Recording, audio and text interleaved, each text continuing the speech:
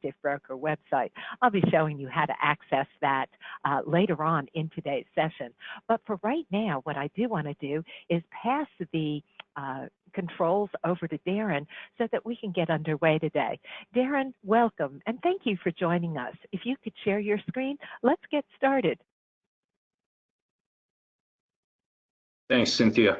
I've just clicked share, and hopefully you can see what I see in a moment. Let me just make sure that we have the slides here out in front of everyone. The slides look good, so we're ready to go. Thanks, Darren. Perfect. Well, welcome everyone to today's webinar on the big picture commodity FX year-end technical analysis. My name is Darren Chu, and I just wanted to wish everyone a Happy New Year. Hope everyone has enjoyed their holiday season. Thanks for taking the time, guys. I know everyone's got a busy start to the year, but hopefully in the next hour there will be some sharing of some insights that may be beneficial. So let's just dive right in, and feel free to jump in with questions, throughout the presentation. If anything I say is unclear, I'll keep the Q&A box just to my little corner here, but I'll be waiting for any questions that might come up. So let's just try to adjust this slide here. Okay, why isn't it? Okay, here we go. This is just a disclosure for you all, just saying that nothing that is going to be presented, shared today should be construed as trading or investment advice. So please do your own due diligence. This is educational material, and past performance is not indicative of future results.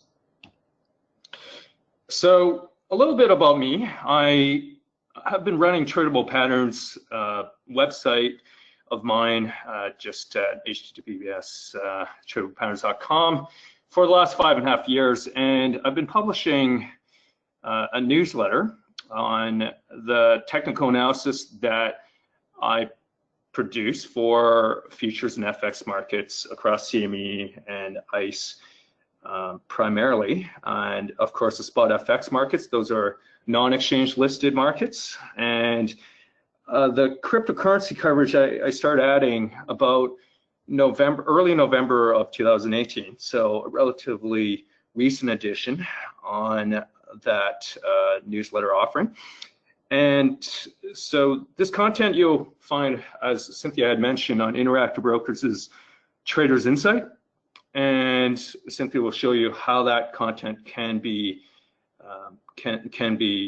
dug up from the website or from within the trading platform itself. And you'll also see this content on websites like Inside Futures, as well as other websites like Zero Hedge and Liquid. And more importantly, for those from the institutional side of the business, the content is available within Bloomberg Terminal, Refinitiv Icon, and FactSet Terminal as well. And prior to launching Tradable Patterns, I actually had a day job, perhaps like most of you, and I used to work for the New York Stock Exchange for the London side, known as LIFFE, LIFFE. After about 3.5 years of working for LIFFE, the Intercontinental Exchange took over NYSE LIFFE, so I continued working for Intercontinental Exchange, often just referred to as ICE, where I looked after, initially for LIFFE, Australia, India, and the UAE between 2010 and 2014, January. And after the ICE took over NYSE LIFFE, I continued working for ICE, but with an expanded remit, looking after basically all LIFFE business development across Asia, Japan, Korea. Prior to that, I actually was in Toronto, where I used to work for the TMX group, the Toronto Montreal Exchange, where I initially was providing educational seminars on options, and eventually added on a bit of technical analysis to the options seminars. And then the role evolved a bit when I came back to the Montreal Exchange after a stint with CMC Markets. But upon my return to the Montreal Exchange, I started promoting futures trading to hedge funds and investment banks, and that kind of parlayed eventually to my move to NYSE Life in Singapore, where I currently live. Prior to leaving Toronto, I had also published some derivatives course content for the Canadian Securities Institute. So for those of you in Canada, these are the courses that you'd have to pass as an investment or banking professional in order to basically be licensed to take orders to trade over the phone on derivatives. So later today, I'm going to be covering a wide, I guess, watch list of markets that are dear to me. These are markets that are that I write about in my daily column Monday to Friday. And I did mention earlier that I have a crypto piece that's a once a week newsletter that's published on Sundays. But what I'm displaying on this outline here is really just what I cover Monday to Friday. So I'll just go through sort of the big picture as far as I can interpret it from a technical analysis standpoint, and I'll get into a bit of some of the fundamentals which you may be reading about, or which are important to these markets currently going into the new year. So we'll just start off with agris, and on agris, for those who are trading CME agris, you'll be familiar, I'm sure, with soybeans. And just because there's been a lot of speculation just over the last year plus on how this U.S.-China trade war is going to unfold, and what that means for crops or agricultural futures like soybeans. So looking at this chart here, what we're looking at is a 10-year monthly chart. So this is well, a very high-level view of soybeans, and the price that you see on the far right y-axis, just where the price is inside this rectangular box, that's just the last price as of the screenshot, which was taken just the last day of the year last year. So you know, we're into the 7th of January, but do keep in mind these are monthly candles. So not a whole lot would have changed in the last 6 calendar days, but for our purposes, what I'm seeing here is something fairly interesting. So if you look at just the way I've drawn these diagonal blue lines, so starting here, we have this long resistance line, which basically connects some of these major peaks, and you can see the diagonal support line, and together that support and resistance line, they form a descending wedge. So the descending wedge has completed where I've circled in red here, where my mouse pointer is moving. That's basically highlighting the breakout, which I see bringing forth a major trend reversal coming into this new year. So again, this was a week ago. Since then, soybeans has come off a little bit, which is fine, because this is really just a big picture 10-year monthly chart. But I guess the main message here is that one can expect that throughout the next few weeks to months, with the kind of minor pullbacks that any major new uptrend are bound to have, you can expect that the pullbacks will generally be met with more and more aggressive buying as the new uptrend becomes clearer. Now, if you look again at the x-axis, again, there are 10 years here. So these are monthly candles. So just do keep in mind that we can very much, as many of you will realize, we can get deeper pullbacks, fake outs after an initial breakout. So just because we've highlighted this breakout above this major downtrend, this descending wedge resistance line, it doesn't mean to buy instantly tomorrow. And for those who watch soybeans or any kind of CME agri futures, you'll know that the WASD actually comes out this Friday. Okay, so on the 10th, the WASD is released at noontime Eastern Standard Time. So that's bound to create a lot of volatility. From the 10-year monthly chart, which we're focused on this slide, as well as for the next many slides for each market, we're not going to see where some short-term event like the WASD could send the price. But what you should perhaps following this presentation with is an inspection of the weekly and the daily charts.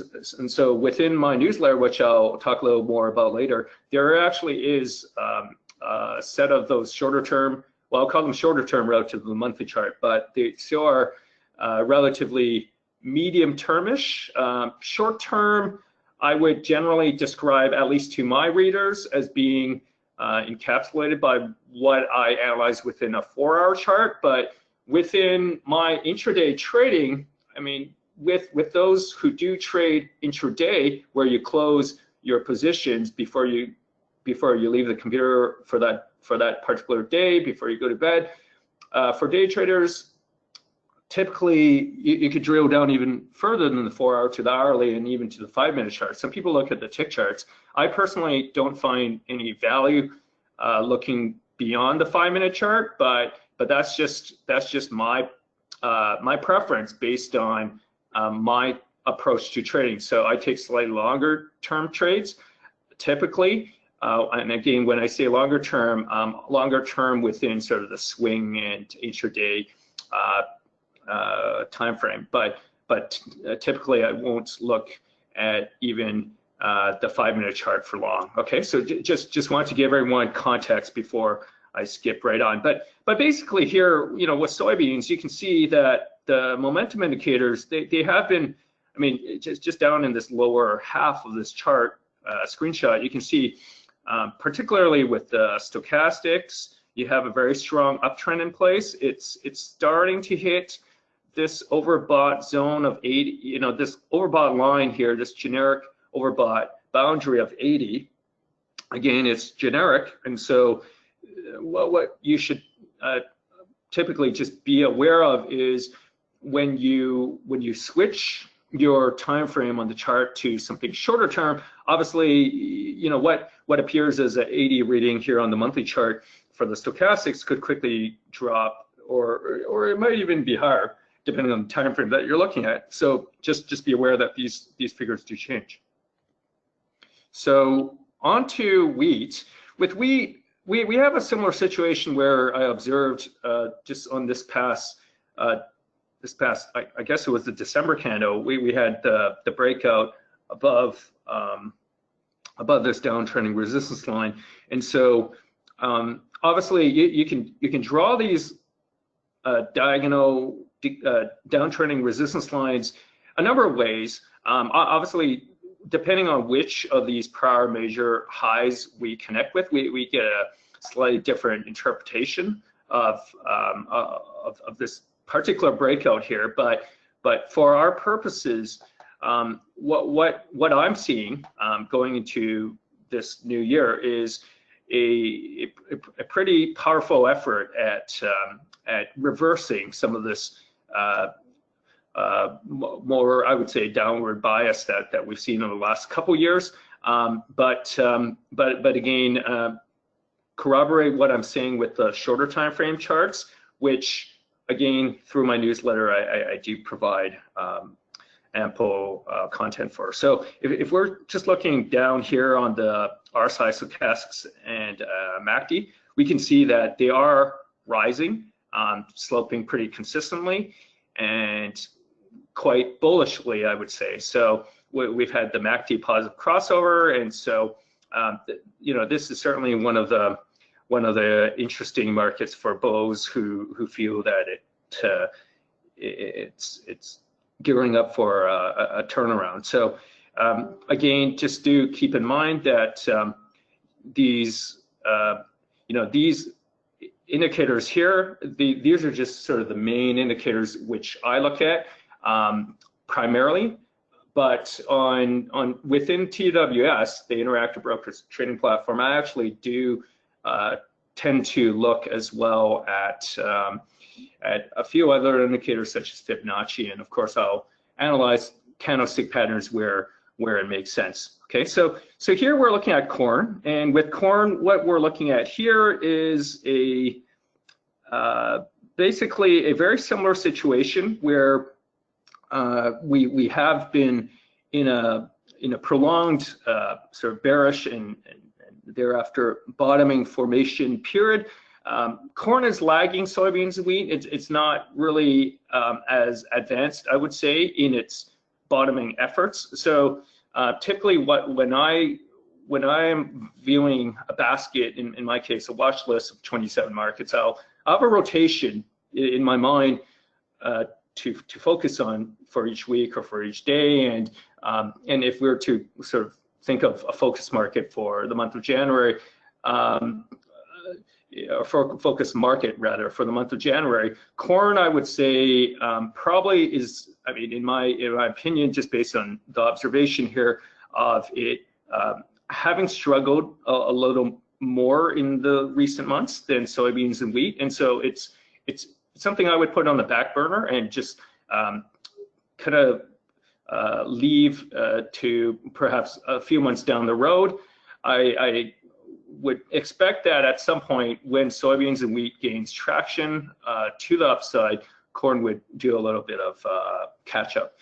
But for now, I'll just I would just say it looks like it could possibly see a little more of the sideways, slightly bearish action, just given that the stochastics here, it really hasn't started perking up. You know, it's kind of flatlining, but the MACD you can see is slightly negatively sloped. So ideally, before the bulls jump in, I mean, especially if you're going in for a longer term position, you'd like for these three indicators to perk up again.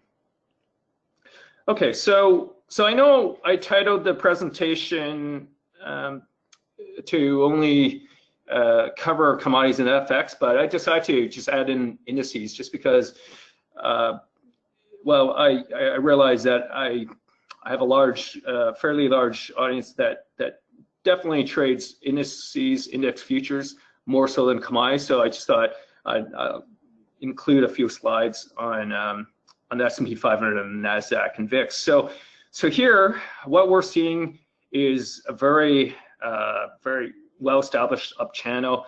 You know, we've had a few, I guess, false alarms where around Christmas 2018, so a little more than a year ago, it actually appeared that the S&P 500 had broken this major uptrend support line, and of course it did, just from an observation here where I've circled. But I guess, like a lot of many others, you know, I initially, I'll be very honest, I was faked out.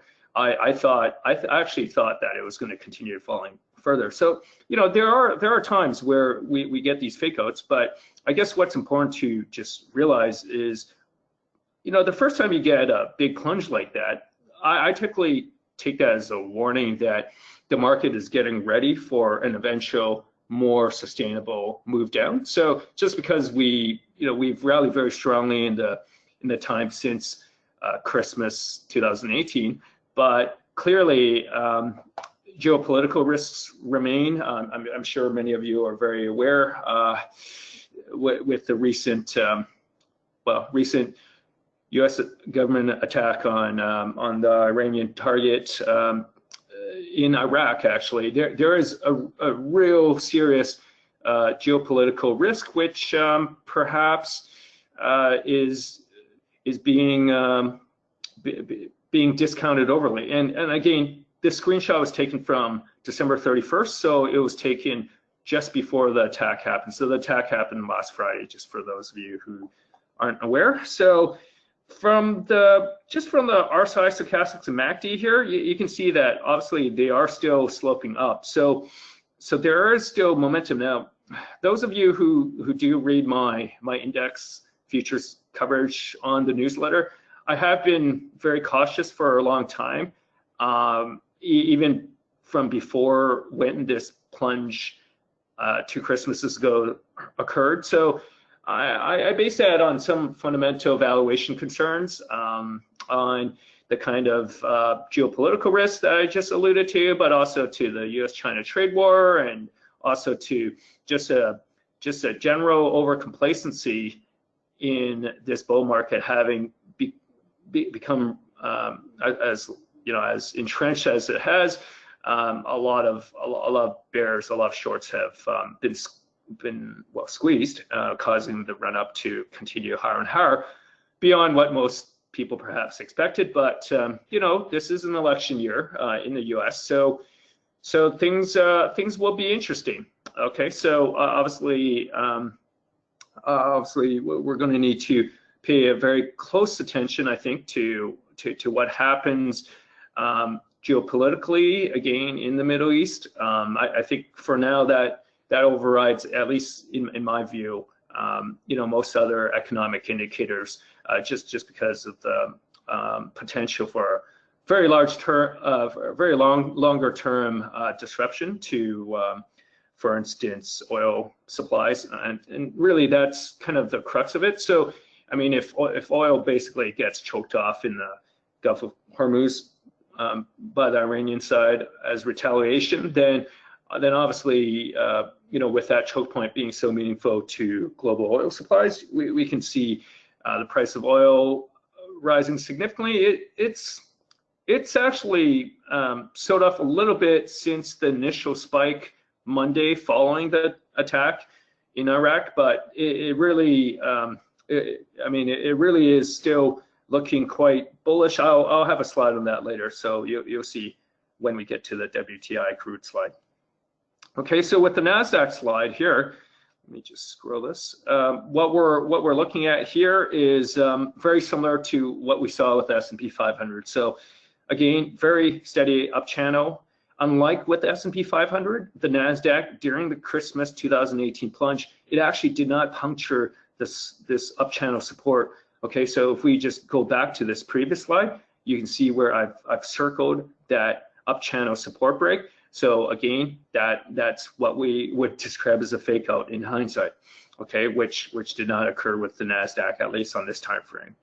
Okay, so here's the VIX, and the VIX, I tend not to analyze a whole lot. I mean, I used to cover it more with the newsletter, but I've actually chosen to reduce my coverage of the VIX just because the analysis that I've been providing through the newsletter has been focused on just the technical analysis. So I don't analyze it the way a lot of options traders or VIX traders would tend to. A lot of options traders, of course, they look at the Greeks in determining valuation for an options contract, and the VIX is the spot value of the VIX is derived from the S&P 500 options, right? So there are some volatility skews and just some other pricing considerations for the VIX, which are factors which I haven't written about. I've been writing from a purely technical analysis standpoint where it appears to make sense. So quite oftentimes, people will just think of the VIX as operating as an inverse type market to the S&P 500. It's not as straightforward as that, but you can make a rough approximation in the trend moves on that basis. Okay, so now on to metals and energy. Okay, so going back to the geopolitical discussion. So here with WTI crude, you can see where I've circled the spike all the way to $61 that preceded this past Friday's attack, which sent WTI crude up to about 64 on the front month contract. So keeping in mind that again, this breakout occurred before the attack, but if we look back a couple months, if you think back to, I believe it was around September or perhaps early October, I can't remember, when there was the drone attack on the Saudi Aramco facility, the refinery, which basically took about half of its oil production off the world markets. So half of Saudi Aramco's daily production was taken offline by that one attack. I believe it was either October or September. So you can see, you can barely make out there was an initial spike above this descending blue resistance line. That initial spike from this candle a couple months back, September or so, that was a result of that initial drone attack. So that actually was perhaps my biggest payday ever, I think, on just holding into the weekend. So I would have bought on the Friday just before the Monday attack. And what was happening in the week leading up to the drone attack was there was actually a downtrend in place, at least within the week, for WTI crude, for the CME CL contract. But what I noticed was, it's not clear from this monthly chart because it's a relatively low resolution image here. But if you were to go back to the daily chart or even the weekly chart, you would have seen a bit of bullish hints going into that weekend. But nevertheless, following that Saudi Aramco drone attack, a massive sell-off did occur. So CL did actually, the CME crude actually did fall substantially back to before the Saudi Aramco facility was attacked. Within short order, within a couple weeks, we had reversed whatever gains that we had seen. But again, just as I was saying with the S&P 500 breakdown below that up channel support back in Christmas 2018, it's a hint of what can be expected to eventually happen. So following that initial spike up on WTI crude here back in September, October, with that monthly candle, you can actually you can say, well, okay, sure, we've pulled back to below the levels, just below the levels where we were prior to the drone attack, but that's sort of the first sort of shot across the bow, warning the bears, okay, you better watch out. So sure enough, eventually this what you can kind of describe as a triangle. This triangle resistance saw its completion, to its upside in the form of this past month's monthly candle break above that blue line. Okay, so looking down at the momentum indicators, you can see that the RSI, stochastics, and MACD, they're fairly bottomish and looking pretty bullish. But once again, this is a monthly chart, and do augment whatever takeaway you get from my message here, my interpretation, by looking at the daily, 4-hour, possibly hourly, and 5-minute charts as well before taking action.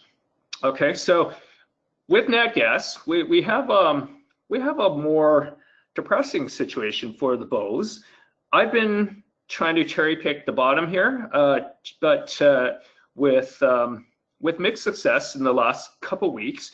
There's been a bigger push down in the last couple months, actually, than I had expected. So initially we had this big surge about 4 months back. You can see about 4 of these monthly candles going back to where the monthly candles are black and white here.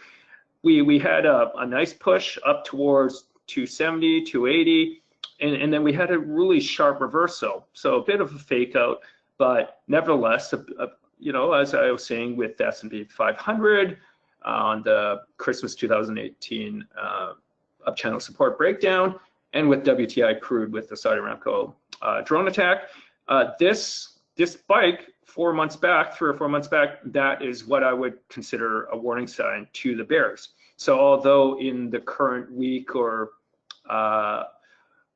so before, some weather forecasters are expecting a bit of colder temperature, colder weather across the U.S. There are still some lingering sort of oversupply concerns due to the fact that, well, with warmer weather, obviously you have a lesser need to heat homes with natural gas, and so Looking down at the RSI, stochastics, and MACD, they're a little mixed. With the RSI and stochastics, I would describe them as trying to bottom, so kind of bottomish. They're more so on the stochastics. The stochastics is oversold, so it has a reading, below this oversold boundary line of 20, this generic 20 line. Okay, its rating is 11.68, and the RSI, when characterized as oversold, it's not quite at the 30 line. Or of course, you can change that oversold line from 30 to 20 if you want fewer signals. But I think on this 10-year monthly chart time frame, you can see that there are very few instances on the RSI plot where the RSI actually crosses either above 70 or below 30. So you probably wouldn't want to change the boundaries to 80 and 20 in this particular case. Okay, with the MACD, you can see that the MACD black line, it's still actually trending downwards. Okay, so that's a bit of a warning, but obviously you can also see that a couple months back, the MACD black line, it did actually rise a little bit, and you can interpret that as again a warning across to the bears that the bulls are getting ready. Oftentimes when a trend tries reversing, it doesn't succeed on its first effort. So let's just wait and see. And winter is really sort of entering its peak period in North America. So it really would be premature to write off natural gas's possibilities to the upside in the next month or so. Okay, so looking now at gold, with again the screenshot having come right before the recent U.S. assassination of the Iranian military commander, there actually is there is an absence of the spike that we've seen in the week since. So in the week since, gold's actually cracked 1540. It's gone above that, and you can see from this analysis from a week ago that gold can arguably be described as being within an up channel. So I mean, typically with an up channel, you want at least 2 points to form your resistance line, your channel resistance line. This is not the perfect up channel. I'll say that, just because where this up channel resistance line has been drawn from is not, it's not arguably the best major high, but I basically, just to explain how I've drawn this, I've basically taken the support line down below, and I've taken a line parallel to that, and I've tacked it on to where gold hit its resistance about 4 or 5 months back before it began its 4 or so month consolidation. Okay, so what's happening right now with gold and silver is they, at least within the last 3 or 4 weeks, they've been breaking out of a consolidation that has lasted for 4 to 5, 6 months. Okay, so again, do look at the daily and the weekly chart just for a little more resolution before taking any action in your trading account. Okay, so here's silver, and with what we see here, silver closed the year just shy of 18, but it was definitely trying going into year end, and it's done this a few times in previous years during the Christmas to New Year's period. It's attempted in prior years, I don't know if you guys have noticed, to make a trend reversal going into the new year. So I do believe that we are in the midst of doing that. We have this major downtrending resistance line, I mean this gently downsloping resistance line, which would suggest resistance at around 19, probably going into the next couple of months. Looking at the RSI, stochastics, and MACD, you can see they're consolidating just some recent gains, and they appear to be just gearing up, well, at least on the RSI stochastics, to furthering the rally that they had began earlier in 2019. But the MACD, you can see it's just steadily rising with a gentle upslope. So so that tends to confirm my bullish bias currently. And you know, for those who do watch silver regularly, you'll know, of course, it's risen all the way to as high as close to 1850 actually, 1840 something yesterday on the front month contract. And yeah, so on this screenshot here, things may look like it's rather premature to call for bullish 2020, but you know, what I'm basing my bullish bias on primarily is the fact that we appear to be within this 2019 period, we appear to have made what can arguably be described as a bullish flag. So in order for this bullish flag to complete, obviously the consolidation over these last 4 or 5 monthly candles basically would have to complete through a resumption of the rally that preceded the consolidation. Okay, so that's something to look for, and the recent surge just in the past week since the attack on Iran last Friday, it really is just beginning this resumption in the uptrend in my estimation. Okay, so again, do look at the weekly and the daily chart just to understand the move that we've seen since Friday.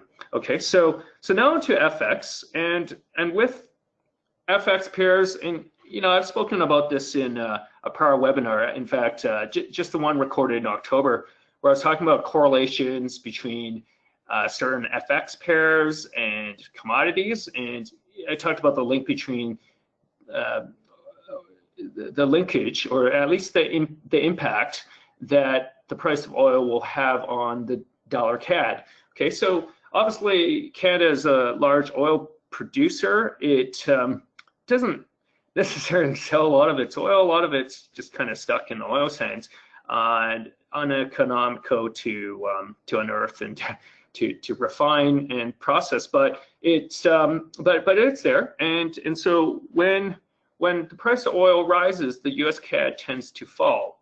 Okay, because the Canadian currency, Canadian dollar component of this dollar CAD pair, obviously it's in the denominator, so that's just how you would think of that relationship. But just looking at this chart, we have a long-term triangle. You can arguably say that we are likely to continue efforts at breaking above this triangle resistance. But of course, the other interpretation as well is that there is a chance that we get a clear rejection at triangle resistance that pushes the price, the rate of the dollar CAD back down towards triangle support. So how's that going to play out? Well, so obviously with this monthly RSI stochastics and MACD sloping downwards, with the slow stochastics the most pronounced in its downtrend, I would put my bets, you know, if I were to choose to be bullish or bearish, to be bearish based solely on that. Just, I mean, if we were just to look at the slow stochastics in isolation, it's clearly bearish with how it's sloping down so steeply, and the MACD is just making a negative crossover, which suggests that there could be much more downside if the MACD histogram picks up and increases in its negative def rating below 0. Okay, so that's something to watch out for, and please do corroborate that, of course, with the shorter term timeframes before you take action with your own positions. Okay, now on the dollar or Japanese yen, we have a more mixed picture. I am unwilling to stick my neck out actually on the dollar yen, and that's basically why I've had very minimal coverage on the dollar yen in the newsletter for a prolonged period. I just feel that with it having been in this triangle, increasingly tightening in its range over the last few years, it really doesn't present much interest to either bulls or bears until it breaks out of this triangular range. Okay, so So the triangle is gearing up for completion. You can see the support and resistance lines that I've drawn here. They are coming to convergence, so we shouldn't be that far off. But again, these are monthly candles, so it could very well be another 6 months before we get that break. But when we get that break, it could be quite violent in the volatility that it brings to this pair. Okay, so do keep a close eye. The RSI, stochastics, and MACD, they're bottomish, if I were just to describe them in isolation. So looking at this market from the fundamentals standpoint, just do keep in mind the Japanese yen as well as the US dollar, they both tend to be safe haven currencies. So what happens when there's geopolitical risk? What happens if the tension between US and Iran becomes much greater than it has been? Which of these two currencies is the greater of the two safe havens? So that's obviously very important to keep in mind, but they effectively, I mean, just based on some of my observation over the last little while at least, it tends to cancel out on the impact, just because both of these currencies tend to play that safe haven role. And just keeping in mind, we do, obviously, I think most of us, we realize that both the US and Japan have massive government debt, but it does not necessarily take away from that safe haven status for now, just given the fact that they tend to be seen as, at least in the currency world, as sort of the lesser of the evils that are out there. And when I say evil, I'm just referring to weakish currencies, currencies where the countries may have been running much worse debt to GDP levels, or where inflation could be working far worse against those currencies. Okay, so looking at the dollar Swiss franc, again, we're looking at a pair here where we do have two currencies representing safe haven stores of value, especially during geopolitical tension globally. And so you can see, just from a TA perspective, the dollar Swiss franc, it has actually, in this December candle, it has plunged down. Okay, so what that is suggesting, or reflecting at least, is the weakness that we've seen in the US dollar just in December. Okay, so those of you who trade the euro versus US dollar, the pound, US dollar, Aussie, US dollar, you will know that all three of those pairs had strong bullish Decembers. Hence, you could consider the other pairs where the US dollar is in the numerator of the fraction, like as in this pair, the dollar Swiss franc, they will just behave the opposite, sort of in a generic inverse way. Okay, so keeping in mind though, these correlations, as I had described through the last October webinar, they do evolve over time. So the correlations of a strongly negative correlation, it actually does change over time. Okay, so just keep that in mind. But when you do attempt to make trades that are of a hedging nature. So for instance, if you had a euro US dollar long, it's not a good idea to simply, I mean, in order to hedge that long, it's not a good idea to simply put on what you think is a reverse of that by, for instance, going short, or rather going long the dollar Swiss franc, right? That wouldn't necessarily be an exact opposing position from a P&L standpoint within your account.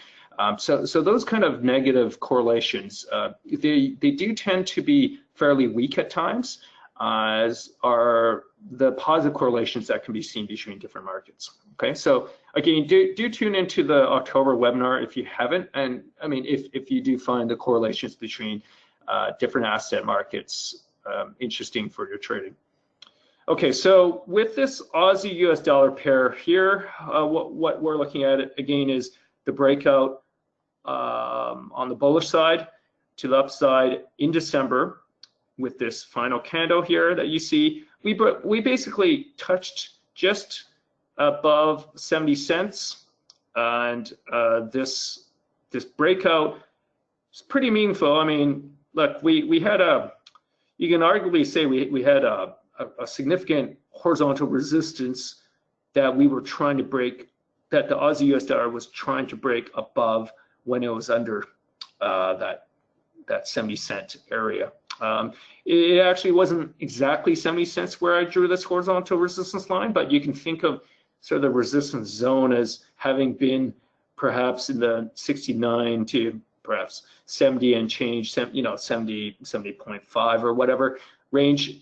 What's very important to realize, obviously, when looking at resistance levels, is there's never an exact point where a major top can be defined, just because you tend to get a lot of topish action within a zone or bottomish action within a zone, and it's more important really to kind of know where those zones are, where the ranges are, within I would call it a 1 to 2% band, for FX, right? And obviously that band, it will vary depending on the pair, depending on how volatile the pair is, and obviously if you're talking about commodities, those bands should be a little wider just because of the more volatile nature of commodity futures. Okay, so looking at the RSI, stochastics, and MACD, we can see they are bottomish here. Pretty interesting from a long-term bullish perspective, and obviously this is a play on China. The Aussie US dollar is a proxy on the Chinese economy. A lot of people don't trade the renminbi directly, or they don't trade Chinese futures or Chinese stocks, so trade the Aussie US dollar as a proxy because it's easy to get access to. It's incredibly liquid and tradable 24 hours by 5. Okay, so on the Euro US dollar, again, very bullish December. We had a breakout above the descending wedge. Okay, descending wedge breakouts are always very bullish.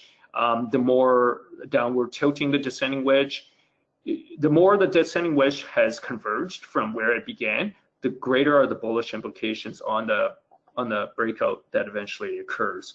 Okay, so you can see as well, we refused to, on the dip last year, mid last year, or I can't remember if it was July or August, we actually did not get to the lows seen in 2017. So looking at this 10-year chart, we basically made a higher low. Okay, so that's very bullish in my opinion, and I don't think we'll see a low beneath this. I guess it was August or September low that we can see in this monthly chart. I don't expect that in the next few months, or even in 2020 for that matter. Okay, so don't take that as advice. Of course, this is just my own observation of how the Euro USD is behaving, and as a result, how I feel about it going forward. Okay, now looking at the RSI, stochastics, and MACD, they are pretty bottomish, and you can arguably say the monthly MACD is on the verge of a positive crossover. So obviously bulls they're jumping in, they're kind of getting ahead of that crossover, which they're expecting,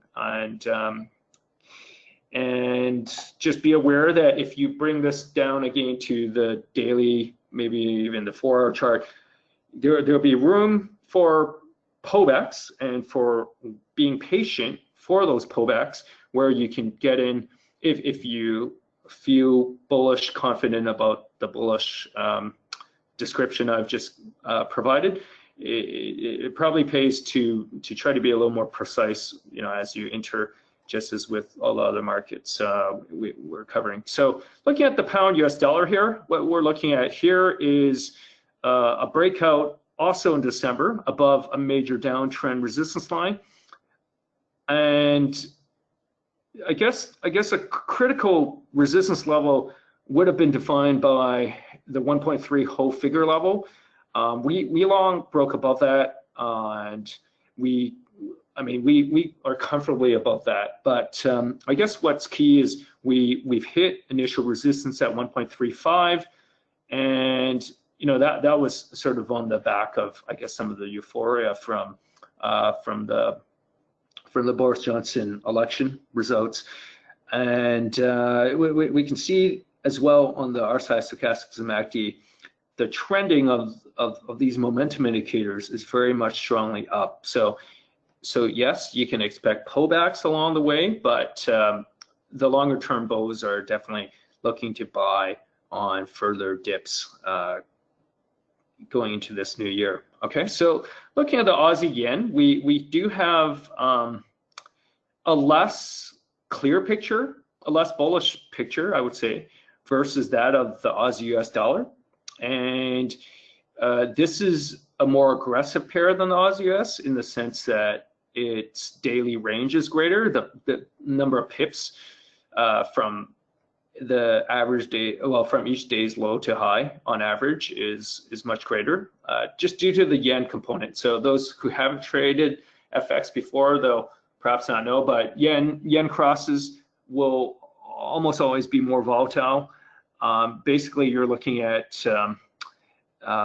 greater volatility just due to the fact that there's a greater interest rate differential or expected interest rate differential between the Australian and Japanese central bank overnight rates. Okay, so looking at the RSI stochastics and MACD, yes, they look bullish, but I guess if you look just within the price action, so never mind the other momentum indicators, just looking at the price, you can say that we're still in a down channel, and there is a chance that we get to the top of this down channel here, hit the resistance line of the down channel, and then get rejected and pushed back down. Okay, so it's premature to rule out that we're making arguably just a bounce within this down channel that may peter out. I think there's a possibility, of course, that it breaks above the down channel resistance, but it's not going to likely do that on its first attempt,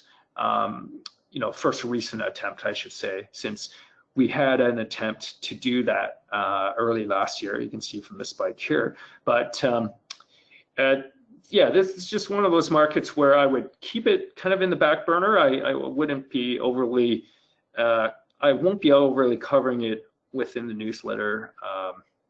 Just because again, the technicals in the nearer term timeframes is just a little too mixed at the moment.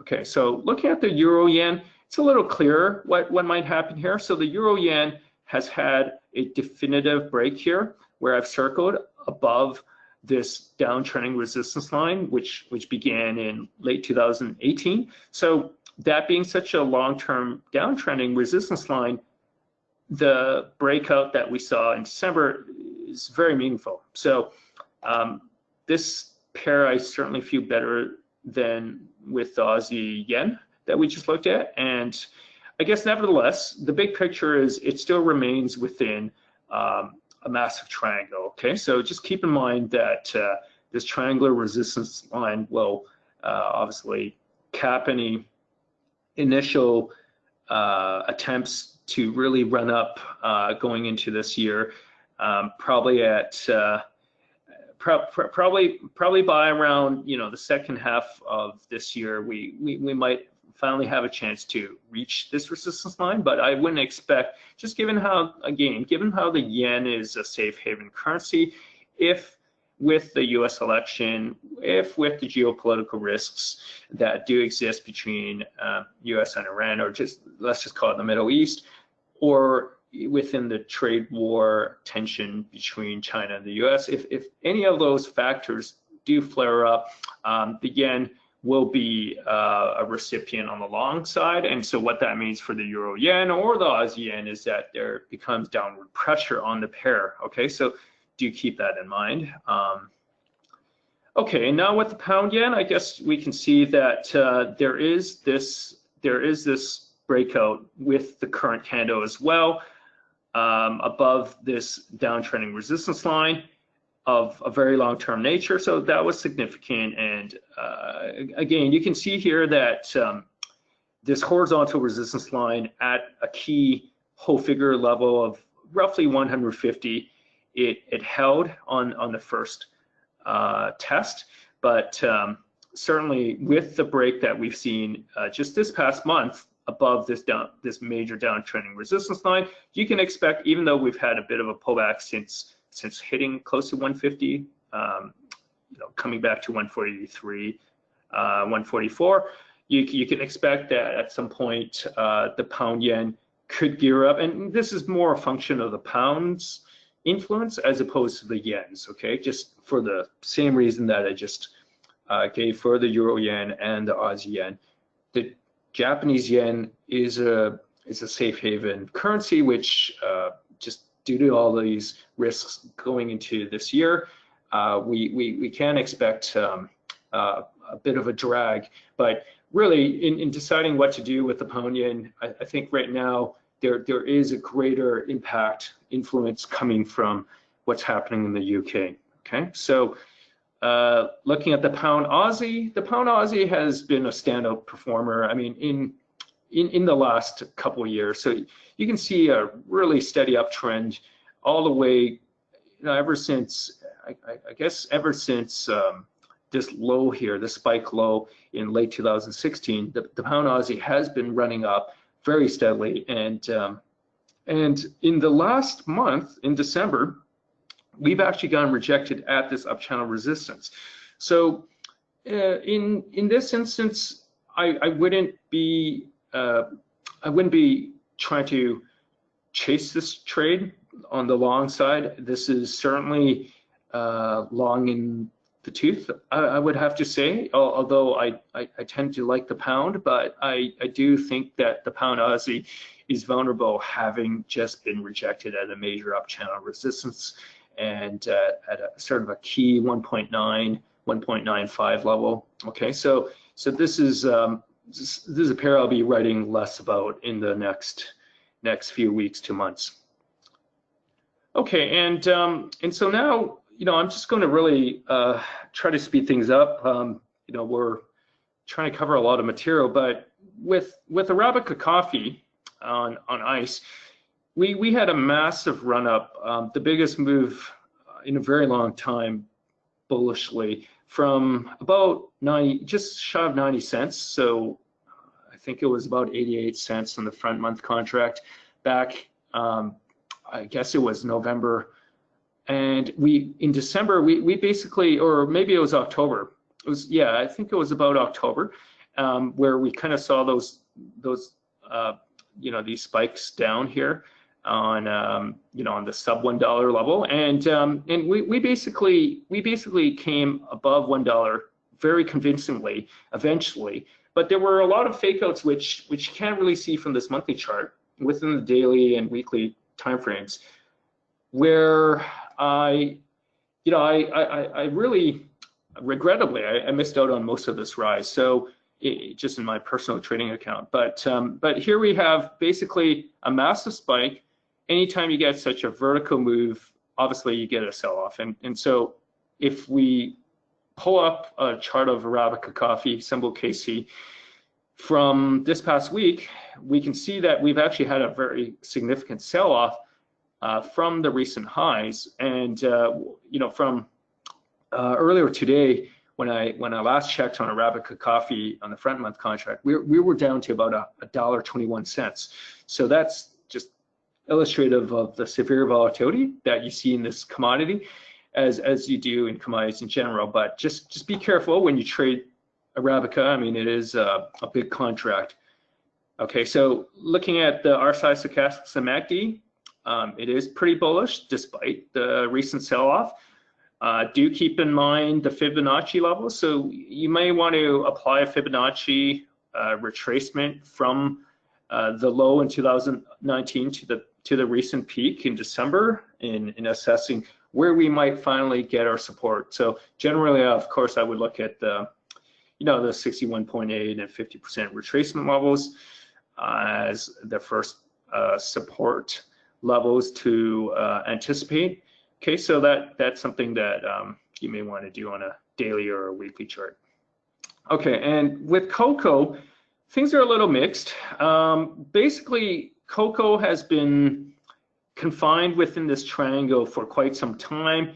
It's trending upwards within the triangle, of course. And so what's going to be very interesting is if cocoa can manage to break above this triangular resistance sometime this year. This triangle is converging. It's still fairly wide between its resistance and its support lines. So that implies that there is more sideways range-bound action, although the range, even within this triangle, even in the last 6 months, has been massive. So any of you who trade this know that very well. So just be careful when tiptoeing into cocoa, especially if it's your first time with cocoa futures. Okay, so with raw sugar, it is interesting as well from a bullish perspective. I was basically quite excited when we had this higher low here formed, I guess, in the second half of last year versus the 2018 low. And so right now what we're trying to see is higher highs. Okay, so the December candle has certainly been higher than some recent months candles, but now what we want to see next is we probably, I mean, if you were a bull, you'd want to see a progression to the next whole figure level of 14 cents and 15. Okay, so that's probably what some of the longer term bulls are looking out for. And just be aware that obviously we have a lot of this horizontal resistance just sitting just above where we are. You know, we've had a nice run up, relatively speaking, the last 6 months. So it's probably it's a market that once you look within the daily, weekly time frame charts will actually appear to be a bit long in the tooth on its current rally. Okay, so do be aware we could be close to a short-term pullback on raw sugar futures. With cotton, we have had a very strong attempt to hit 70 cents. We actually, since this screenshot was taken a week ago, we actually have broken above 70 cents. So arguably we are breaking above this down channel resistance, and this down channel lasted, well, you can say it was roughly 2 years long. So we're arguably breaking above that, or at least testing the resistance of this down channel. Okay, so it is a very interesting development for bows, longer term bows, and the RSI stochastics and MACD are pretty bottomish as well. Okay, so just to quickly, I guess, give a little context to what I do. I mean, I mentioned that, yes, I publish technical analysis on commodities and FX and equity indices. I guess why I decided to do this is I felt that a lot of the analysis out there, it wasn't visual enough. There was overly verbose, and hopefully I haven't been too verbose in this webinar, but a lot of the content, a lot of the research from the institutional side, which I used to read from the investment banks, especially on equities, used to be extremely verbose. And I just felt that a lot of the analysis, a lot of the institutional research out there really wasn't making enough use of technical analysis. So generally, most investment banks might have a chief technical strategist, perhaps one for each tier one investment bank. But I've always felt that technical analysis within the research content space was just underweighted, and this was something obviously I got sort of impressed upon while taking the CFA. It was just mentioned in passing, and not really a emphasized subject area. And you know, there are all kinds of reasons for that, but you know, I just decided to produce a product which I felt could provide you know, my interpretation of the markets in a concise manner, to not waste anyone's time. And basically, I try to focus on the big picture as opposed to getting too deep into fundamentals, which obviously their traditional research houses and the brokers and banks will provide far better than I could. But yeah, that's really the basis for starting this business. To set up a free subscriber or member account, you can just go to my website. It's https tradablepatterns.com, and once you arrive at this website, from any of the headlines, once you click on them, you get prompted to register or to log in. So if you've already registered, you probably already are reading the content. You can obviously just click login, but for those who haven't, you can click register.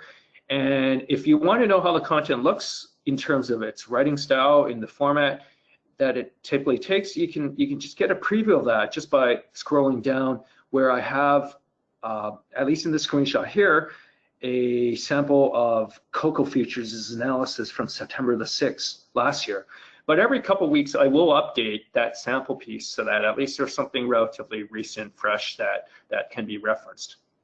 Okay, so once you are registered to view the content, the free content, you just need to go back to the main page and click on the most recent headline. So the free members get access to the content from the most current day, not from any of the archived headlines. Okay, now, so Interactive Brokers has been my broker partner now since, I believe it's been since January 2015, where the content's been available from within TWS. Okay, so this just shows you how within this news feed for cotton futures, symbol CT, you can basically pull up a news feed on any cotton related headlines. So each of those, if you had clicked on those headlines, would have produced, at least the ones that I've written, not this Newswire one, but all the other ones above that, they would have actually led to a browser window kind of similar to what you see on the Traders Insight page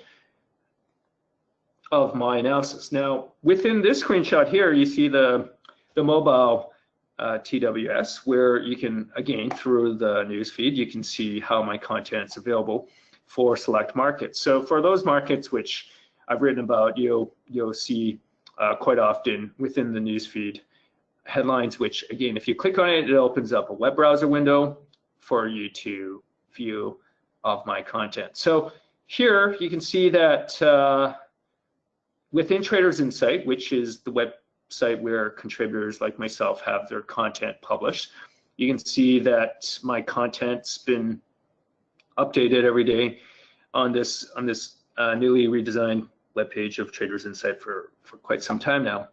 On some Chinese websites, for those of you who do read Chinese, you do get the Chinese translation provided by Interactive Brokers. And here you have a screenshot of the TWS and how my paid content can be accessed. So it's available from within this analyst research option within the menu. So once you select Tradable Patterns, it'll prompt you on the following screens.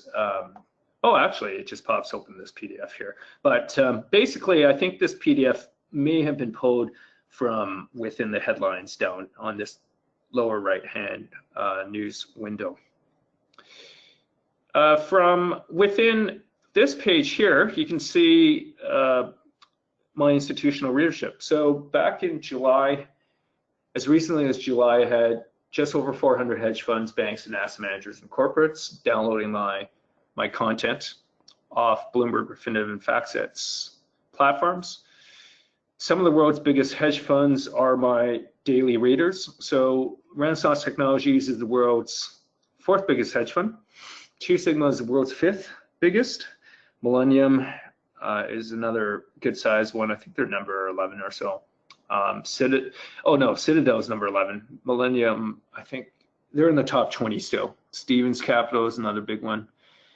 And these investment banks were my most frequent downloaders in July. And BlackRock's just recently come on as of July, mid-July last year, downloading my content every day off Refinitiv. So yeah, very, very happy with that. And this is the format that, or at least the display that you see when you try to pull up my content from within Bloomberg. For those of you who have access to a Bloomberg terminal, you can basically just type in Tradable Patterns right into the search box. And after clicking on one of the headlines, it pops open a PDF in the same format that you get more or less on my website. Okay, so that's the free content, right? And so just to be clear, out of the 3 markets that I analyze each day for my paying subscribers, one of those 3 I'll make available for free. Okay, and there's no expiry to that. Okay, so this is the FactSet terminal, and this is how my crypto content looks, loosely speaking. So it's taken on a different format since January of last year. I have actually added increasing amounts of fundamental analysis. Crypto is a relatively new asset class, and because a lot of my crypto subscribers or members, they are newer to that asset class or newer to trading, I've included a lot of fundamental analysis on top of the technical analysis. And the technical analysis is really just a short paragraph in addition to whatever analysis you see on the screenshots of the weekly and the daily charts of each of the 3 top coins, Ethereum, Bitcoin, and Ripple. Okay, so my content has also been seen on Zero Hedge, and it's regularly on Inside Futures.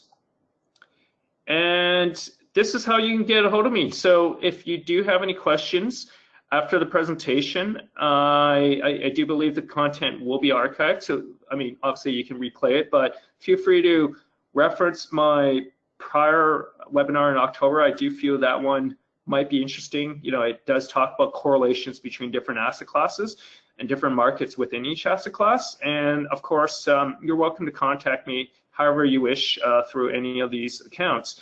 And for those who are interested in becoming a premium member of my website content, it actually is available just until January 17th as well at a discounted holiday special price. So do feel free to reach out to me if that sounds interesting.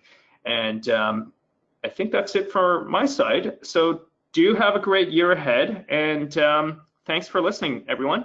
Hope it was helpful. I'll pass things back to Cynthia. Well, Darren, thank you very much for today's presentation. Now, as Darren showed you, and actually has screenshots of how you can access that same information available or that he publishes through the Trader Workstation platform. Simply go to a new window where you can find the analyst research and click down. Now, there is not or I should say, well, actually, let me grab those controls back for just a moment. Let me see if I can get back onto my screen, and I'll show you how you can access that information. By the way, if you do have any questions for Darren, now's the time to put those into that questions panel that's located over on the right-hand side of your screen. But what I am going to do is simply grab the controls for just a moment so that you can see the information. Let me get back onto my screen, and I'm going to pull up the Trader Workstation. Now notice that from Trader's Workstation, let me see, need to make sure this is what we're showing here. No, I actually have TWS was appearing over on the right-hand side of my screen. Now, as Darren was showing you in the Trader Workstation, you can access his research underneath the new window button. Go down to the analyst research, and you'll find, notice here, there are subscribed and the unsubscribed sections, but here is where you can access the tradable patterns information. Now, if you haven't already subscribed, I do want to point out there are some free subscriptions that are available as well for a 30-day trial period. Before I do go into that, I do want to show you, notice here that in the lower right-hand corner of your screen, in the news section, you can also find or simply access Trader's Insight from clicking that plus bottom here, plus button, I should say. Notice here you can go into the Trader's Research and or Trader's Insight here, where you can access daily information. Now notice this is published daily, so you'll see the most recent posts are here, but notice that if we go into the futures, you'll be able to find all of Darren's content as well. So notice here we do have, and he was talking about cocoa or all of these earlier today, and notice that we can go in and find that information directly within the Trader's Insight as well. Now I am going to quickly jump over to our website. Let me see if I can pull up the website here as well, and show you that information is available, or further information is available underneath our pricing menu. Now notice here you can go into the research, news, and market data, and I already do have it shown or displayed on the page. Notice that if you simply put in tradable as a search, it'll take you down into the area where you can learn more about subscribing to Tradable Patterns. By the way, I do want to point out there is a 30-day free, a one-time 30-day free trial period if you'd like to try out that information before you actually do register for the data that's available. And also from our website, let me go into, I'm quickly going to go into the website here where you can access Traders Insight either through the home page, or if you do go up to the education menu, notice there is a Traders Insight link that is included here, and that will take you out to Traders Insight as well. Let me see here, there's so much to show you. By the way, I also do want to point out, let's go back into TWS, that you can access and even pull up the information in the Trader Workstation charting package as well. Now notice here I've got similar information to what Darren was showing us on our website that you can construct through the Trader Insight or the real-time TWS charts that are available as well. Quite a lot of information, and I do want to let you know that we have been recording today's webinar. So if there is or if you do have any additional information or any additional questions, you can go ahead and access today's recorded webinar. It will be sent to you later on this afternoon with direct links not only to today's recording, but also to the same slides that Darren was using during today's presentation. So simply watch your email later on today for direct link and follow-up information. So with that, we are going to conclude our session here today. I want to thank all of you for participating in today's event and let you know that you can exit today's session by simply using the X in the upper right-hand corner of your screen. Thanks very much to Darren Chu, the founder of Tradable Patterns, for today's presentation. And also, by the way, underneath the education menu, you'll find a webinar section where you can filter and locate prior presentations that Darren has done for us. So with that, we are going to conclude today's session. Darren, thank you very much for your participation here today. And thanks to the rest of you as well. Have a great rest of your day, everyone. And please all do trade smart. Thanks, everybody. Have a good one.